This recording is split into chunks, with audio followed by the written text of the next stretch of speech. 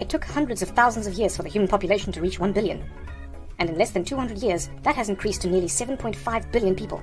Many scientists calculate the sustainable population to be about 2 billion people, which means we need to manage our resources and food production very carefully to cater to the extra 5.5 billion people. As populations have grown, farming practices have become more intensified to maximize crop yields and ensure that we can feed our ever-growing population. Fertilizers and pesticides are used on crops, and animals may be kept inside in more densely packed sheds to maximize milk yields or egg production, or speed up the time needed for the animal to be ready to be sent to the market for meat. To learn more about conventional farming, watch our video on modern agriculture. In this video, we're going to look at an alternative to conventional farming, organic farming. We're going to see what it is in theory, and the pros and cons of this method in relation to other modern agriculture methods. Organic farming currently accounts for about 1% of agricultural land worldwide. It focuses on sustainability, and is thought to have less detrimental effects on the environment than conventional farming.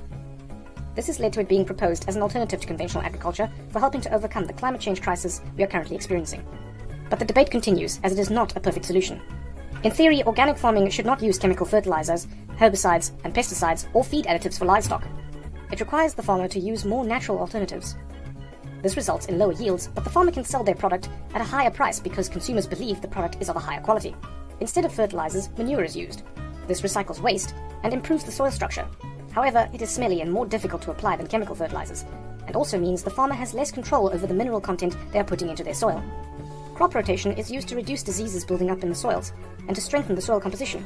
Certain crops, such as the legume family, so peas and beans, fix nitrogen from the air and increase the nitrates in the soil. This makes the soil much more fertile, and so farmers rotate legumes with their other crops.